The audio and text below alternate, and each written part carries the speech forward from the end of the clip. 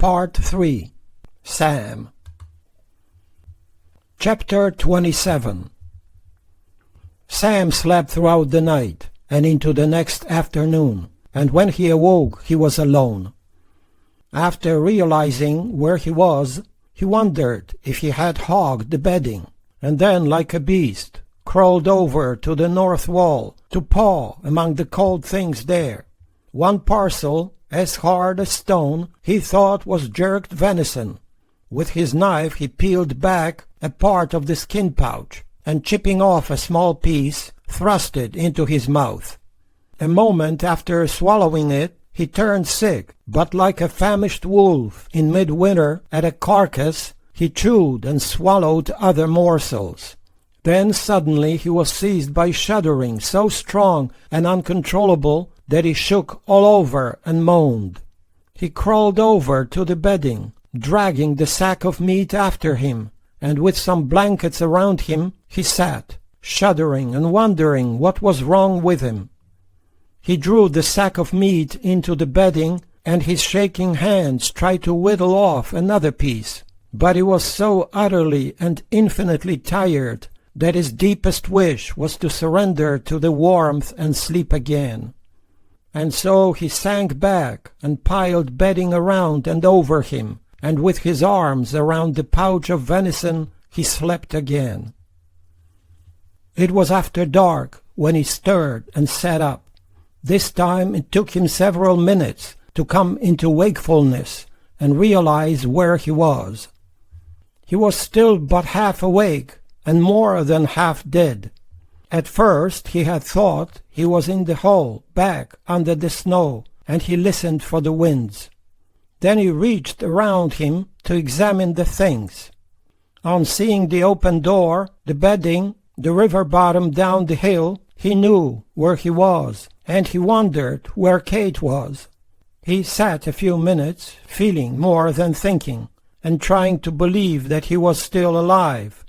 After a while he became aware of the bag of meat and the knife, and of the indescribable sensations of emptiness and pain in his stomach and bowels. He began to tell himself in a dim, feeble way that he would find matches and build a fire and cook a feast. But when he tried to rise he seemed unable to, and so he sat trying to think. Realization came slowly, filling him with a kind of wonder and gladness, and at last, with a cry, he told himself over and over that he had escaped. Like Job, he had endured, and here he was, alive, whole, and ready for breakfast or supper, and for vengeance. But that didn't seem so important now. What was important was that he seemed unable to move his legs, to bend his fingers, to focus his gaze. But he was alive, and with superhuman effort he struggled to his feet. Then he stood, trembling all over, and tried to imagine that he was Don Giovanni about to sing with magnificent brio and power to a lovely servant maid. What he did, while conjuring images of beautiful girls, was to topple and fall face downward on the pile of bedding. With both hands he reached round him and pulled bedding over him, and he was about to sink again into sleep, when he began to shake with rage against himself, and again forced himself to rise. He felt pretty weak and foolish as he steadied himself against the wall and looked out at the world. He could see or hear no sign of Kate. He hoped he hadn't put her to flight. By God, he had better stop acting like a sick old man. He had better get some breakfast on and be the man around the house. How long had he slept anyway? He wasn't sure that he hadn't been asleep for a week. Where was Kate? Kate! He called in his weak voice. Where are you? He felt horrible weakness and nausea.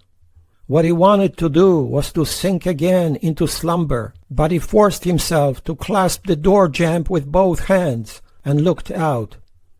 It wasn't morning, it was night, and there was Kate, the poor grey old thing, sitting between the graves with robes over her. Sam stepped outside, and moving like a feeble old man, he made his way over to her and around to face her, and in a voice that was not at all like his normal voice, he told her that the Almighty had walked with him all the way from the Blackfeet camp to the Musselshell, and in more days than he could remember he had had nothing to eat. But now he was going to get up a breakfast, or supper, or whatever it would be, venison steaks, roasted grouse, hot biscuits, wild honey, coffee. Did she have any baccy around? Kate seemed to pay no attention to him. Unable to tell if she was unaware of him or was ignoring him, he told her that he wouldn't be with her long. As soon as he got some rest and some food in his belly and had brought in some good meat for her, he would be gone. Could she tell him where the matches were? Only a part of her face was showing. A wrinkled hand clasped the edge of the robe under her chin. Sam looked up at the sky and around at the lonely white world and over at the cairn with its deep cloak of snow, and he wondered if he was alive after all, or if he and the woman were only ghosts here in the winter. Turning away from her, he felt numbed with cold, half dead with fatigue, drowsy, nausea-sick, and rather mindless and weightless. But so abounding was his health and vitality that he made his way inside the shack, and sitting by the bag of venison, began to eat. Afraid that he would vomit, he put in his mouth only a thin shaving, and he chewed it thoroughly before he dared swallow it, and then sat a few moments studying the sensations in his stomach before chewing again. The shavings tasted more of frost than of meat, but after he had swallowed 7 or 8 thin slices, he felt a little better and believed he could keep them down. Looking round him in the gloom, he wondered where the matches were, the flour, the coffee. Of course she had no tobacco. When he thought of tobacco and the loss of the lock of hair, and his fine rifle and revolvers and pipes, his bitterness toward the Blackfeet came boiling up in him with such passion that he exploded and emptied his stomach. What a fool he was to act this way! But they had stolen Mick's fine horse. Oh, they would pay for it. They would pay for it. He stood up in a childish tantrum of rage, a man only feebly in possession of his senses, and glowered round him, and then went outside to look with hate at the grey, wintry Blackfeet wilderness out of which he had come.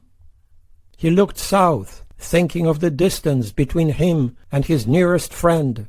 In a few days he would head up the Musselshell to find Bill, or Hank, or Abner, but now he had work to do. His stomach had puked forth its shavings of meat and frost, and was now growling in its pain. He thought it would be best to get a fire going and make a pot of coffee. That might settle his stomach. It might shoot warmth and aroma all around him. At the pile of wood in the southeast corner he made shavings. He dug into the stuff by the north wall and found matches, coffee, and an old coffee pot, and with a tin pail he went to the river. There he stood a few moments, surveying the scene and looking for a sign of duck, goose, or anything a man could eat. Going up the hill with the water, he told himself that Kate must have gone over this path 2 or 3 times every day since the first snows, for it was firmly packed. While the coffee was steaming, he found the flour, and dipping a shaving of meat into cold flour, he thrust it into his mouth. He ground a coffee bean between his teeth. That seemed to allay his nausea. He ate a half-dozen and then searched for tin cups, and when the coffee was hot and fragrant, he took a cup to Kate and knelt, offering it to her. It was hot coffee, he said. She ought to drink it. He wanted to clasp her shoulders to see how thin she was, for she looked like nothing but hide and bone. He didn't know that he himself was 30 pounds lighter than he had been when he walked around the 2 bull elk. The past week seemed to be only nightmare. Had he actually killed a man and waded up a river and fought with a grizzly and crossed 150 miles of frozen desolation in wild winds? Had he actually lain on his belly in the night and paddled across the black cold waters? He was like a man coming out of ether. He moved more by beast instinct than by human will. But his belly was mellowing in the hot coffee, and his wits were clearing. "Please drink it," he said. What were the words in Job, at which his father's finger had pointed so gravely? "Lo, all these things worketh God oftentimes with man, to bring back his soul from the pit, to be enlightened with the light of the living." The temperature, he thought, was still 15 below zero. The winds were still shrieking up the river, and Canada was getting ready to dump more cyclones upon its neighbor. But Sam was warmed with hot coffee and filled with the light of the living, and neither wind nor cold could faze him now. "All right, if you won't drink it, I'll drink it." He was astonished, as he had been in previous visits, to see how little this woman had eaten. It looked as if she lived on flour and raisins. She had never touched the woodpile. Removing all the bedding from the doorway, Sam laid a part of the fire there to warm the earth, but at once, with a sharp rebuke to himself, he took the fire away. How stupid it would be to warm the earth deep, so that her bed would be cozy, and then go away and leave her to freeze to death. There wasn't much a man could do with such a woman, except leave her to God. He had learned in the past few minutes that fire wasn't good for him either. He had become so inured to cold that fire heat on his flesh was like a scalding liniment, like sunburn on his forehead and eyes. The fire was not good for the shack's cold timbers. In the heat they began to snap and complain, and moisture came out of the logs and out of the air and stood in big drops. Smoke and heat went all through the cabin, and smoke poured out through the cracks in the walls and the doorway and the hole in the roof. With the axe he sliced off the venison and laid the meat by the fire.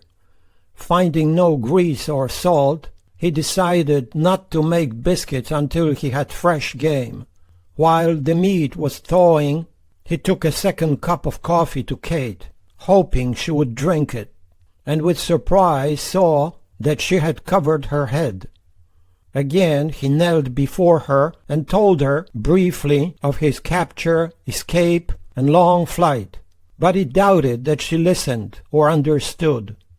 Lifting the robe from her gray head, he saw that her face was ghastly thin, drawn, haggard, immobile. Her eyes seemed to see and yet not to see. What had God done with this woman or for this woman?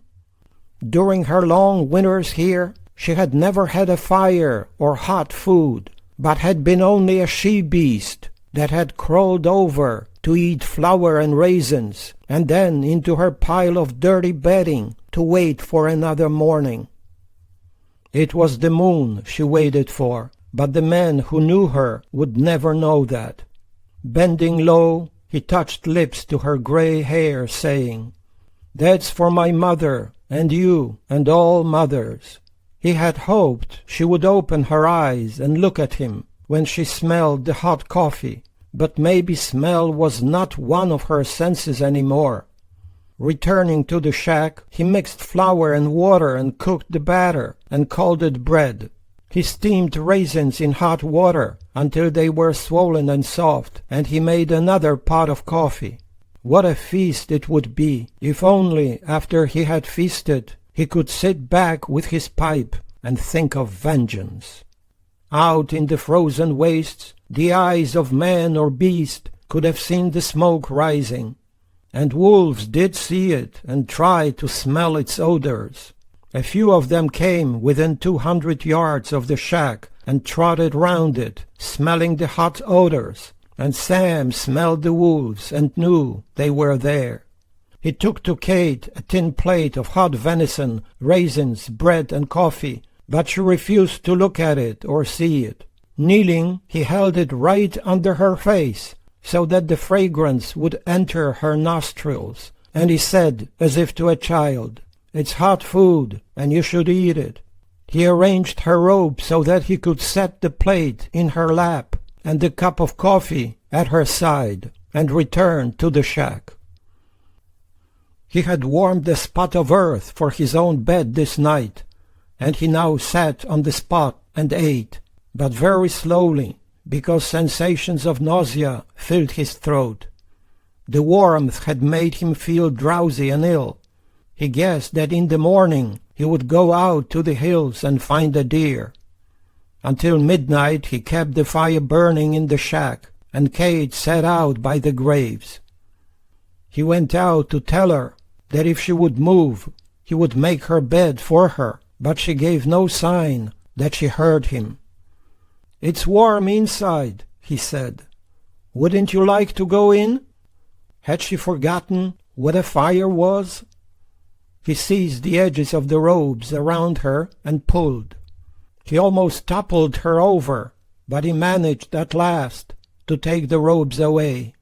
After holding one before the fire to warm it, he went out and draped it over her, saying, "There now, you'll feel better." He ought to have known that she would feel worse. To his amazement, she began to cry. After staring at her a few moments, he picked her up, bedding and all, and set her inside the cabin door.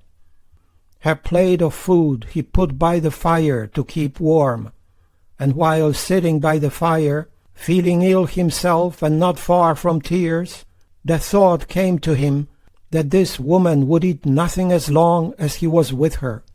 He could no longer doubt that she felt him to be an enemy. He fetched wood until he had a big pile in a corner, and then, with rifle and knife close by, stretched out on his robe on the spot of warm earth, and was soon asleep. When he awoke 2 or 3 hours later, he looked over at Kate's bedding, and she was not there. He went to the doorway and looked out. She was in the snow path between the graves, with bedding under and over her, and she was talking, as if to her children. Sam looked up and saw a round frozen moon in the sky. He went over and stood behind her, and saw that she was holding a Bible. She had her hands in a fold of blanket, which she used as mittens, but he thought her hands must be frozen, for it was a bitter night. A large robe inside the door he thoroughly warmed at the fire, and then spread it over her and down across the book. Not once did she interrupt her talking or praying or whatever it was she was doing. Inside the cabin, Sam laid wood on the fire and stretched out on his robe. When he next awakened, he looked over and saw that Kate had come inside. But at daylight her pile of bedding was empty. Looking out, he saw her halfway to the river, with a pail in her hands, and he knew now that all winter long she would carry water up the hill to plants that needed no water. Some day she would venture out on ice too thin, and she would fall into the cold black waters and drown. After a big breakfast he cleaned and loaded the rifle and went out to the hills for deer, elk, or buffalo. His first beast was an elk, and as soon as he had the belly open, he pulled the liver out and ate most of it. This did for him what the old food in the cabin could never do. It dispelled the nausea and warmed him with vigor. He was still extremely weak. He took 4 journeys and 6 hours to carry the elk to the cabin, a chore he would normally have done in 2. The hide he spread, fur side up, under Kate's pile of bedding by the door. The next day he shot 2 deer and brought them in, and hung them from rafters in the cabin's east end. He also ate their livers and hearts, but he still felt so undernourished that he cooked one roast after another and ate them all. The winds had gone south. The sky was frozen in grey winter cold. After bringing in the elk, Sam saw that during his absence Kate had been in the flour and raisins. He prepared plates of hot food for her, but she wouldn't touch them. To a cup of fragrant coffee under her nose she gave no response. When lying in his robe after supper, with fire snapping its flames through aspen and chokeberry and cedar, he would look over at her, sitting by the door, and he would think that she could have a little fire going all day and all night, if she would, and be cozy. He told her that he had to go south now, but would be back next spring. Only God knew how many wolves had slipped up to the door to sniff at her, or whether, after he had gone, they would leap across her to get to the frozen deer hanging from the rafters. While making moccasins from skins he and other trappers had left here, he wanted to talk to her, for he was lonely. And after the moccasins were made and laces for snowshoes, he cooked roasts over 2 fires outside, and looked at the meat and at Kate back and forth and into the south and the west. He had intended to be gone before another night fell, but when he looked at the cold, empty world toward the bighorns and then into the cabin, smelling of roasted flesh and fire, he surrendered to weakness and decided to stay another night. At dusk he watched Kate move a part of her bedding outside, and a little later he looked out to see her sitting there, talking to her angels. Now and then she would incline her head, as though in assent, or seem to listen before speaking again. Down on the river was a hole where she had chopped through ice, with the impression of her knees in the frozen snow around it. He knew that she had knelt there to wash her underwear, for a piece of underwear was hanging from a tree limb, so ragged and patched that it looked as if it would fall in pieces at a touch. He would buy undergarments for her, and plenty of flour and dried fruits. If he were to lie on his belly back in the cabin and play soft music, he wondered if it would frighten or please her. He would find out. He played a hymn, and then another, very low and far away, and then heard her voice. It was a soprano, and it sounded cold and cracked, but it was singing the second of the hymns he had played. And he went outside and stood behind her and sang with her in a lower and softer key than hers. It all seemed to him natural and right. After 5 days of silence and misunderstanding, it seemed proper and fitting that she should be sitting deep in bedding in 0 cold, more than 1,000 miles from her people, and in a thin, ghostly soprano sing old hymns of hope and faith, and that behind her there should be a tall, lonely man who had lost wife and son, and who now looked down at her gray hair and sang softly with her. For 2 hours or more she sat and he stood in the cold, and they sang together. He then picked her up, bedding and all, and set her inside, gently kissed and patted her gray head, and stretched out in his robe to sleep. He felt like a thief the next morning when he took her rifle and most of her ammunition, but he told her that he would return the gun as soon as he could, and he would bring her food and clothing and anything he could think of that she might want. When at last he turned away from her, the knife in his belt, 30 pounds of roasted elk slung over his shoulder under the robe, and the rifle in his hand, he was unwilling to go. He felt that never again would he see this woman alive. Twice, before passing out of sight, he stopped to look back. There it stood, the little brown shack on the hill in a white winter, and there she sat, a woman about whom he knew almost nothing, yet whom, for strange reasons, he had learned to love. Leaving her there, so alone and defenseless, filled him with such pangs of remorse and pity, that mile after mile he strode along, thinking only of her. He wanted to go back, but he knew it would be senseless to go back. A week later, he skulked into a wilderness hiding place on the Grey Bull, 20 miles from its junction with the Bighorn, and stood at the rickety door of a cabin even smaller than Kate's. He heard a movement inside and knew that the man there was reaching for a gun. "It's me, Sam," he called.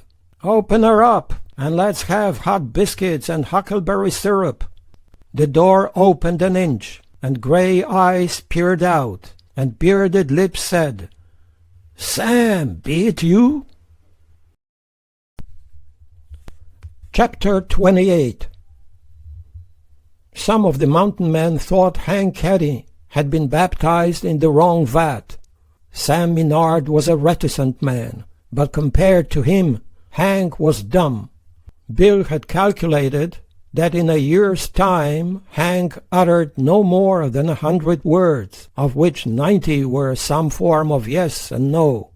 No man had ever heard him talk about his childhood and his people, but there was a rumor that he had hated his mother, who had made a nursemaid of him, the oldest, and forced him to care for a dozen brothers and sisters.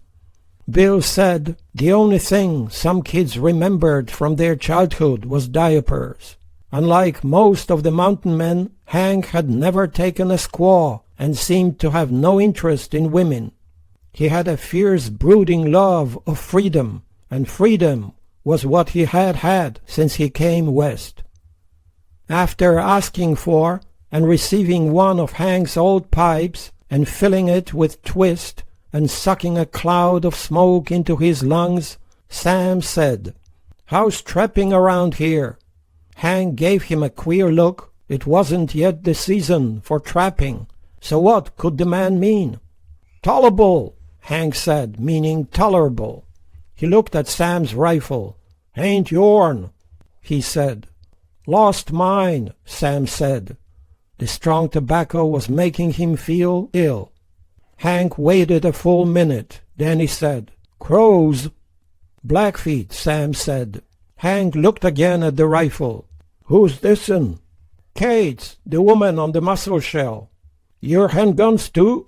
"Every damn thing but my life." "Mix Bay?" "Yeah." "Whereabouts?" "Not far from Three Forks." Hank gave the matter some thought. "Must have been elk horns," he said. "He'd been snooping around down this way." "When would the rendezvous be?" "When they all want it," Sam said. He wondered, could Hank lend him a little baccy and a pipe till he got to Jim's? Hank rolled over to a pile of stuff by a wall and dug in. He fetched out 10 inches of twist and gravely handed it to Sam. "And a pipe," Sam said. Hank again dug and came up with a corn cob with a broken stem. He was a chewing man himself and smoked only the quids after he had chewed the juice out.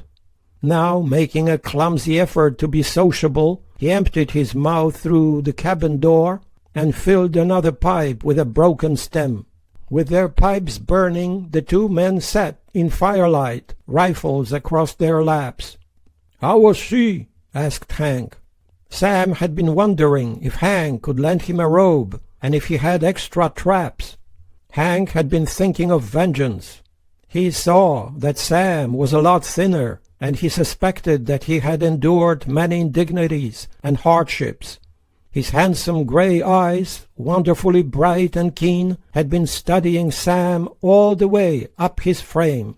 "Still alive," Sam said at last. "What elk horns do?" Sam removed the stem from his teeth and seemed to be trying to remember. Well, now, he had been slapped around by both hands and tomahawk. His face had been smeared with the stuff they coughed up from their throats, and he had been starved and frozen and told what the crows would do with him. "They figured to sell you," Sam nodded. On finishing his pipe he said, "Got steaks? I'm the feller can cook 'em." "Just roast," Hank said. After almost a full minute of silence he added, "Had supper 'fore you come." Sam glanced at the man. "Henry Caddy was one to have on your side in a fight, but he didn't spend much time wondering what he could do for you." "A cold hunk of anything would do," Sam said. In the morning he would find something. Were they still fat around here? "If he went far enough," Hank said. He put his pipe aside and filled his mouth with twist. A part of the brown juice he spat into the fire before him, and a part of it he swallowed. It was his private opinion that tobacco juice was good for a man's stomach and digestion. Bill said tobacco in his stomach gave him a whole bellyful of heartburn, and Powder River Charlie said it gave him the drop-ins. Hank could find no words to express his scorn for such idiotisms. He now moved his bearded cheeks a little to slop the quid around in his mouth, his gray eyes looking without change into the fire. It was his way to suppose that if a man wanted food, and there was any around, he would find it. Sam didn't mind. The smoking had appeased his hunger, and he was ready for bed. "How you fixed your buffalo robes?" he asked, looking round the shack. Hank ejected a noisy stream into the flames and wiped his tobacco-stained mouth with the tobacco-stained back of his hand. "Guess we'll have to sleep together," he said. After warming a spot of earth and securing the door on the inside with a stout leather thong, they lay side by side on their backs, the rifle of each just under the bedding at his side. They faced the door so that on sitting up they would be ready to fire. They both snored, but that didn't bother them. They slept deep, without worries or bad dreams. Hank said he hadn't seen an Injun since October, or an Injun trail as far as he had gone, and becoming almost garrulous, he said the winter would be cold and the pelts good. They were up at daylight, and Sam, with clumsy tactfulness, had suggested a batch of biscuits to go with their roast and coffee. Hank had merely inclined his head toward the pile of stuff by the wall. He left the cabin, and before breakfast was ready, brought in a beaver, from the tail of which Sam rendered out a cup of hot fat to use as butter. They ate biscuits dunked in beaver fat, elk roast, and coffee, and then sat back with their pipes. From the moment of rising, Hank had said nothing. Nobody could have told by his face or manner whether he was pleased with Sam's presence or wanted him to be on his way. The fact, unknown to all but him, was that Henry Caddy was a very lonely man who turned warm and happy all over inside when another trapper came to visit him. But there was never any change in his gruff way. He had Sam's affinity to all things in nature. Like him, he loved the valleys and mountains, the skyline's backbones, the vast black forests, the pure water and clean air and wide spaces. With gun and knife, he would vanish into a mountain mass and spend days or weeks there, living on grouse and deer and wild fruits. Sam would slip up to watch a water ouzel dive deep or explore a pool's bottom, or the downy baby heads thrusting out all around the mallard mother, or a warbling vireo hang its clever pencil nest from a tree's limb. And he would proclaim his presence with an explosion of live joy, whereas Hank would make no sound, and he might sit by a stream and watch the fish in the cold dark waters, or an elk feeding in a clearing for hours with hardly a shift in his gaze. Hank would have been happy to have Sam stay with him all winter, but Sam had no way of knowing that. After bringing in a couple of deer, he looked south and said it was a long way to Bridger's Post, but he guessed he'd better be off. It was, he reckoned, 100 miles and more to Bill on the Hoback, another 100 to Lost Scalp on Upper Green River, and still a long way from there to Bridger's. He needed horses, traps, bedding, weapons, tobacco, and the fixins.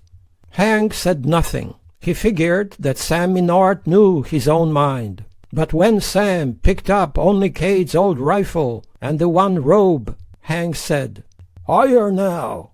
Sam would need more bedding than that, and some baccy and a pipe, some coffee and a pot, some salt and flour. Sam knew that Hank had only one pot. Did Sam have steel and flint or matches? Sam said he had matches from Cade's hoard. Hank hustled around in his slow way and came to Sam with a good rope, pipe, and tobacco, a pound of coffee and the pot, and some flour. He tossed the rope across Sam's shoulders and said, "Worse cold to come." Sam looked over the bedding in the cabin to see if Hank would have enough. He thought he would not, so he dropped the rope to the bedding, saying, "Might be too much to carry if I get in deep snow." Hank knew that was not the reason, but he said nothing. Sam also set the pot inside the shack. He would find something, he said. Maybe Bill would have an extra pot. "Watch your top knot," Hank said. "Watch yours," said Sam, and with a wave of his hand was gone. Hank entered the cabin and stood a few moments in its gloom, feeling the presence of one who had just been there. Then he turned to the doorway to look out. He looked down the river the way Sam had gone, but there was no sign of him and no sign of a living thing. Chapter 29. It was a long, cold, and dangerous journey, but Sam covered it in 17 days, stopping only one night with Bill and one with Dan. Outfitted at Bridger's and several $100s in debt, he was ready to trap, but the things he had just bought didn't take the place of the ones he had lost. His rifle was new and a good one, but it wasn't the gun that more than once had saved his life. The revolver was new, the bowie, the pack gear, his leather garments, his cooking utensils, but he liked none of it.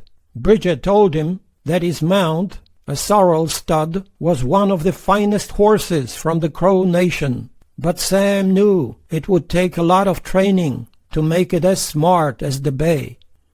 Until he stared with dismay at his new fixins, he hadn't realized that the Blackfeet had robbed him of things almost as dear to him as his own name and honor. Well, now, as Bill had said, Sam was now the sworn enemy of two nations, and it didn't seem likely, said Jim Bridger, that he would live long. "You're a big credit risk," he had said, and he had urged Sam to trap up Black's Fork and its tributaries, where he would be safe. Sam spent 2 nights with Jim and heard all the news, and it was all bad news. Brigham Young and his hordes of Mormons were busy building a kingdom in the valley of the Salt Lake, and west of them, across the Alkali Flats and the Sierras, 1,000,000 damn fools were rushing around yelling gold, and towns were springing up like the ancient Babel. There had been a town named Babel, hadn't there? Jim asked, casting an uneasy glance at Sam. The whole western country, he said, would soon be overrun by criminals, religious blowhards, tin-cup greenhorns, and every kind of simpleton on earth. And there would be no buffalo left, no beaver, no clean spot where a man could stretch out and smell sweet earth. Nothing but foul water and foul air, sewers, junk heaps, noise and people. He was thinking of going to Canada. Sam told him briefly, as he had told Bill and Dan, of his capture and escape. Jim had fixed on him his strange eyes, flecked with tiny glittering lights, and had said Sam wouldn't last long now. Elk horns, Hank said, with bloods and crows after him. Sam ought to get his prayers said and write a goodbye note to his mother. I'll try to be at your funeral, Jim said. While Sam trapped on Black's Fork, news of his capture and humiliation spread over the area, from trapper to trapper, and post to post, and not a mountain man heard the story, but asked when the rendezvous would be. Most of them intended to be there. Those with posts like Bridger couldn't get away, or those like Rattlesnake Pete, who, thrown from a horse, was laid up with broken legs, or Bill Williams, crippled with rheumatism and holed up somewhere in the Uintas. By the 1st of April, it was known that the meeting would be at the Three Forks, right in the heart of Blackfeet country. By mid-April, Sam came in with 2 packs of pelts and settled most of his account, and then headed for the Laramie post. Bridger said that unless he was plumb hankering to die, he had better stay out of Crow country. At the Laramie post, Three Finger McNeese looked at Sam with one black eye, while the other gazed off in the direction of Powder River. "Doggone it," he said. He intended to be there, but if Sam was to get himself captured again and again, they couldn't spend half their time avenging him. Hearing the words, Mick Boone came over and said surely Sam wasn't heading through Crow country again. "Right through the middle of it," Sam said. McNeese wondered how many of the 20 Sam had killed. Mick said that not only the Crows would be after Sam, but the whole Blackfeet nation. The humiliation of both the Crow and Blackfeet people was the chief topic of gab at the Laramie post. The Sparrowhawks, Charlie said, had been aroused to insane furies on learning that their enemy had been captured and allowed to escape. The Blackfeet weren't able to hide or to explain away the fact that their prisoner, defenseless and half-naked, had slain one of their mightiest warriors right in their camp, and that the whole 57 of them hadn't been able to capture a man who had neither food nor weapons and had 200 miles to go. The story of Sam's escape became embellished in the telling by both red men and white, until his long trek in below-zero weather, without food or gun or bedding, became the greatest feat of courage and endurance in all of human history. Mountain men with a gift of gab and invention loved to elaborate it. They liked to describe the murderous furies of the Blackfeet braves when, rising from their ramparts with bloodshot eyes, they discovered that a bound and helpless captive, half dead from hunger and cold, had with his bare hands throttled a warrior who boasted of 6 coups. At the post, their efforts to lead Sam out got them little. Zeke Campbell, who had spent the winter in the Medicine Bow Mountains, walked around with a tin cup of strong rum in his hand and studied Sam with the strangest eyes in the country. Back on the large, coarse, bushy brows the color of golden sandstone were small eyes that seemed to be only 2 glittering lights. He would have bought Sam a drink, but he knew that Sam didn't drink. So after staring at Sam across the top of his cup, he went over to Mick Boone, one of the tallest of the mountain men, with an abnormally long neck, on the front of which was a huge Adam's apple.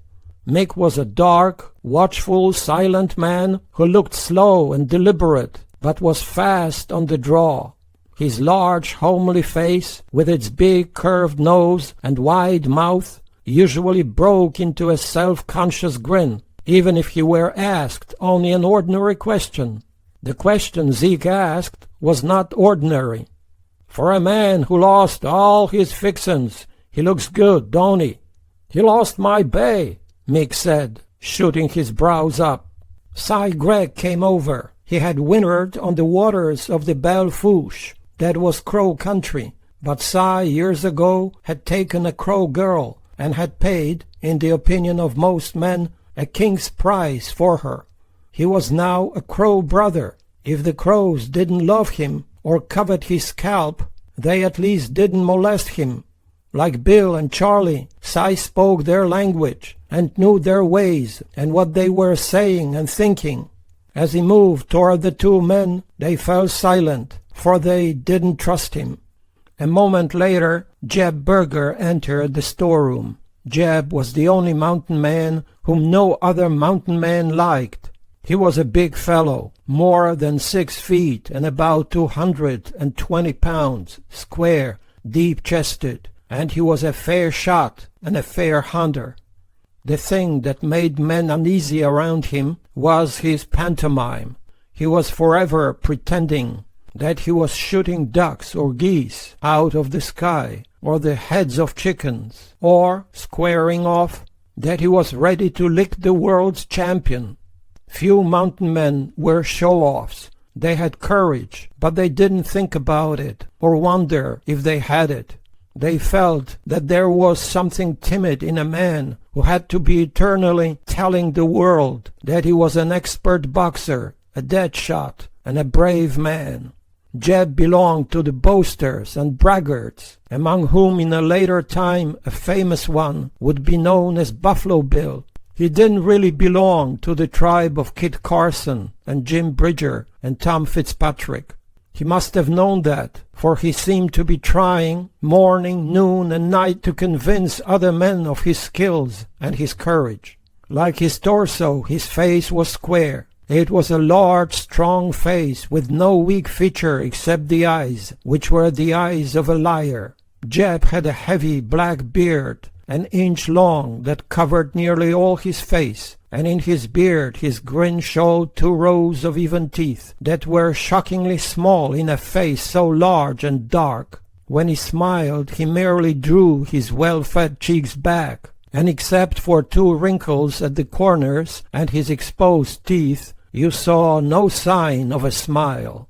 He was proud of his beard and of his hair over his body, for he thought that hair was a sign of virility. It was his private opinion that all thin-bearded men were cowards. Jeb came over to Mick and those with him, and when he felt that he was near enough to be cordial, he grinned at them, and the next moment cut a heavy-footed caper. He shot his arms up in the position they would have taken if they had held a gun, and his deep voice said, "Boom, boom."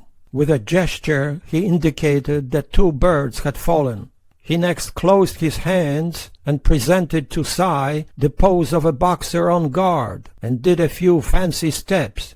Mick was gravely watching him, his elongated skull held high, his eyes staring down his long nose. That he didn't like Jeb was plain all over his face. Mick, Si, and Zeke were not the kind to dress down a braggart. McNeese was. He came over and looked at Jeb. "You heard about it?" "Some," said Jeb, and made his mechanical grin. "You collate to be at the rendezvous at Three Forks?" Jeb wasn't a talkative man, and he was never quick to reply. He loved to play the part of a deep, silent person, with an extremely sensitive sense of honor and a lightning hand on the draw. "When?" he said at last. "About August 1st, ain't it?" McNeese asked, one eye on Zeke and the other on Mick. "About then," Mick said. "Hey, Sam!" Sam, standing by a pile of ropes and tanned skins, looked over at the men. Then he walked over, his gaze moving from man to man as he went. "Jeb here," McNeese said, "is dying to kill a few bloods. Wants to know when the rendezvous will be. I think most of the men want around August 1st. Jeb, McNeese said, was snorting like a buffalo bull with a badger hanging from his balls. Jeb was looking at Sam. "Taking a nap?" he asked. "Just as well have been," Sam said. "Fact is, I was trying to figure out how to unhitch two bulls with their horns locked. I was about to chop a horn off when all I could see around me was the ends of gun barrels, 5 or 6. His tone saying that any man could take care of 5 or 6. Sam looked Jeb in the eye and said, 57 when I left them.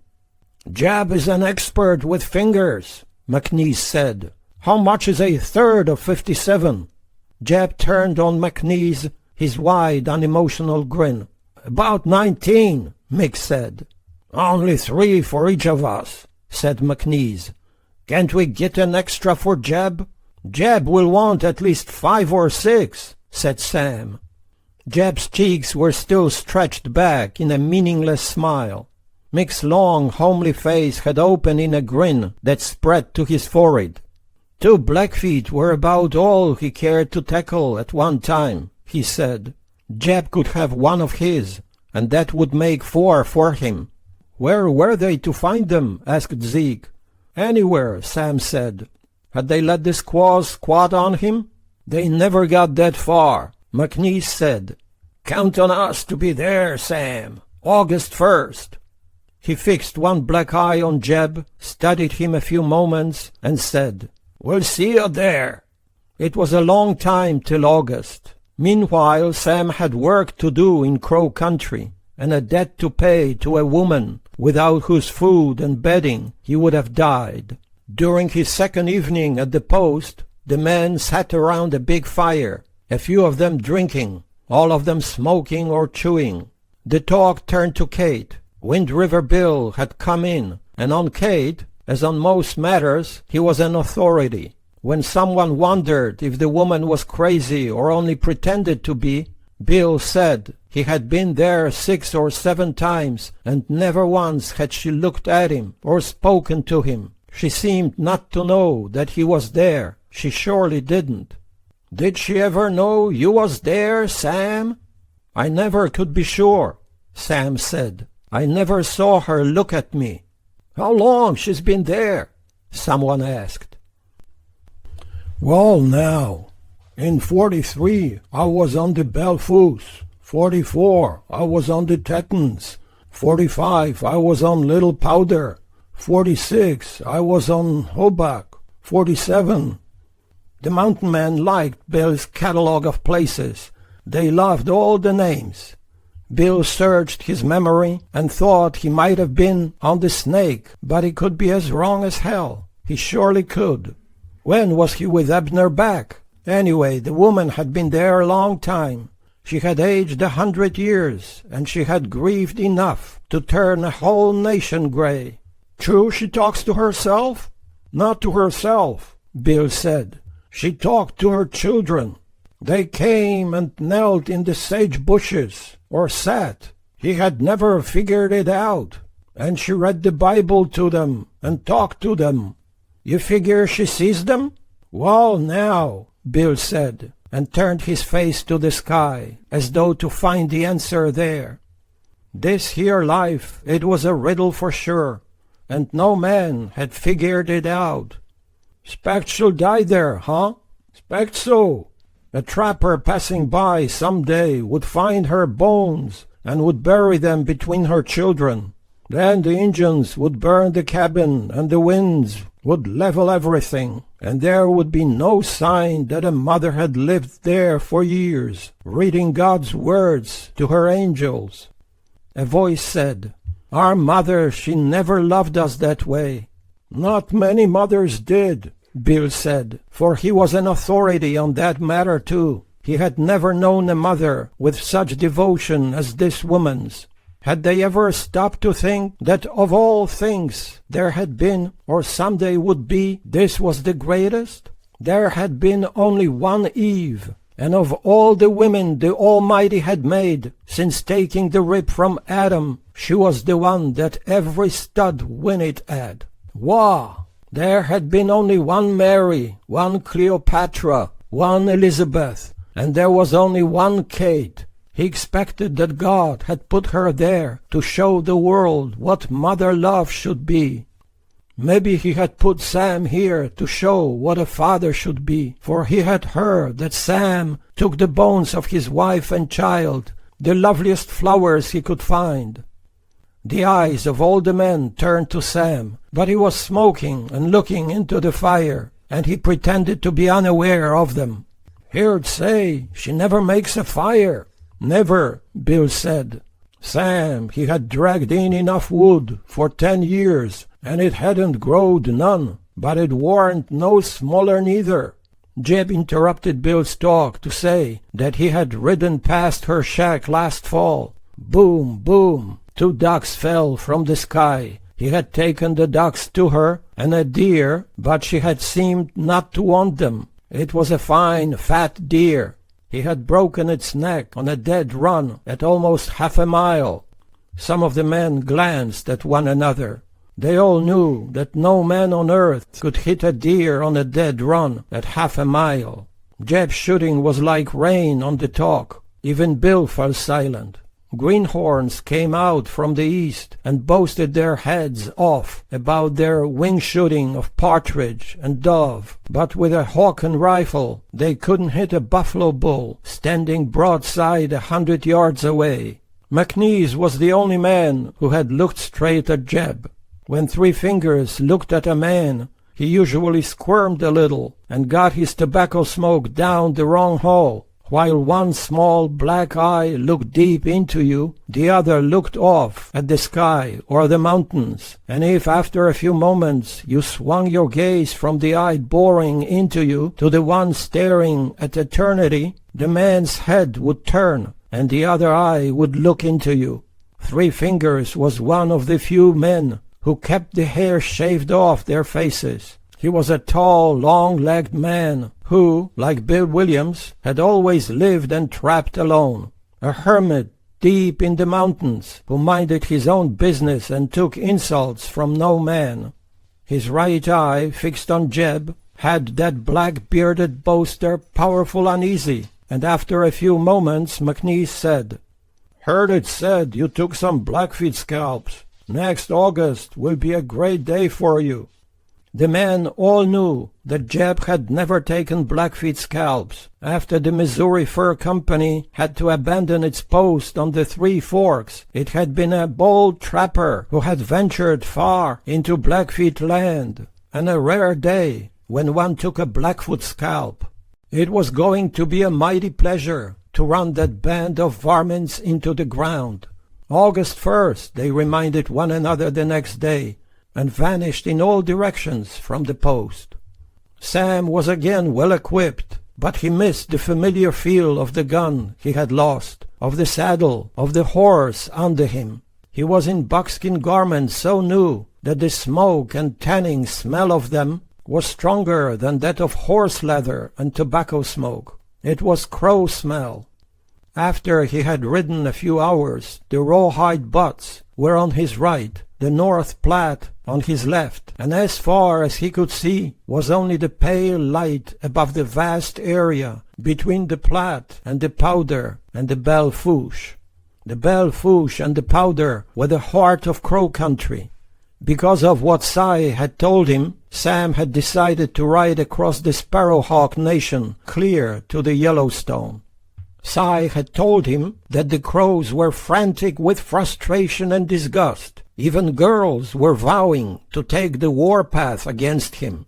The old chief didn't know how many of the 20 Sam had killed, but a dozen warriors had been found with Sam's mark on them. As though that weren't humiliation enough, the rum-guzzling Blackfeet had let him slip out of their halter, and were now saying that they had captured him only to let him go so that they could capture him a second time. It was an unspeakable shame for the proud Sparrowhawks. They had not yet, with their bravest men, been able to put as much as an arrowhead in Sam.